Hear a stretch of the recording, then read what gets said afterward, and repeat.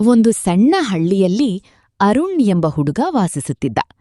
ಅವನು ಬಡ ಕುಟುಂಬದವನಾಗಿದ್ದರೂ ದೊಡ್ಡ ಕನಸುಗಳನ್ನು ಹೊಂದಿದ್ದ. ಅವನಿಗೆ ಓದಿನಲ್ಲಿ ತುಂಬಾ ಆಸಕ್ತಿ. ಆದ್ರೆ ಮನೆಯ ಪರಿಸ್ಥಿತಿ ಚೆನ್ನಾಗಿರ್ಲಿಲ್ಲ. ಅಪ್ಪ ದಿನಗೂಲಿ ಕೆಲಸ ಮಾಡುತ್ತಿದ್ದರೆ ಅಮ್ಮ ಮನೆಗಳಲ್ಲಿ ಕೆಲಸ ಮಾಡುತ್ತಿದ್ದರು. ಹಲವಾರು ಬಾರಿ ಊಟಕ್ಕೂ ಹಣ ಸಾಲದೆ ಹೋಗುತ್ತಿತ್ತು.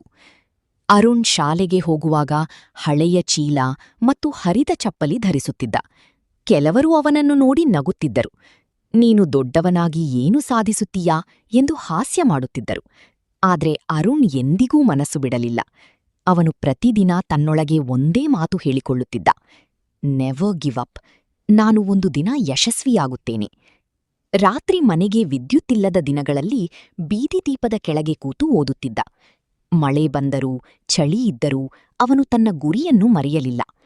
ಒಂದು ದಿನ ಶಾಲೆಯಲ್ಲಿ ವಿಜ್ಞಾನ ಸ್ಪರ್ಧೆ ನಡೆಯಿತು. ನಗರದ ದೊಡ್ಡ ಶಾಲೆಗಳ ಮಕ್ಕಳು ಕೂಡ ಭಾಗವಹಿಸಿದ್ದರು. ಅರುಣ್ ಸರಳ ವಸ್ತುಗಳಿಂದ ಮಳೆ ನೀರು ಸಂಗ್ರಹಿಸುವ ಯಂತ್ರ ಮಾಡಿದ್ದ. ಬಹಳ ಮಂದಿ ಅವನ ಯಂತ್ರವನ್ನು ನೋಡಿ ಆಶ್ಚರ್ಯಪಟ್ಟರು. ಆದ್ರೆ ಕೆಲವರು ಇದು ಗೆಲ್ಲುವುದಿಲ್ಲ ಎಂದು ಮತ್ತೆ ಅವನನ್ನು ಹಾಸ್ಯ ಮಾಡಿದರು. ಫಲಿತಾಂಶ ಘೋಷಿಸಿದಾಗ ಎಲ್ಲರೂ ಬೆರಗಾದರು. ಮೊದಲ ಬಹುಮಾನ ಅರುಣ್ಗೆ ಸಿಕ್ಕಿತು. ಶಿಕ್ಷಕರು ಅವನ ಪರಿಶ್ರಮವನ್ನು ಹೊಗಳಿದರು. ಜಿಲ್ಲೆಯ ಪತ್ರಿಕೆಯಲ್ಲಿ ಅವನ ಫೋಟೋ ಕೂಡ ಪ್ರಕಟವಾಯಿತು. ಆ ದಿನ ಅರುಣ್ ಅಮ್ಮನ ಕಣ್ಣಲ್ಲಿ ಸಂತೋಷದ ಕಣ್ಣೀರು ತುಂಬಿತ್ತು.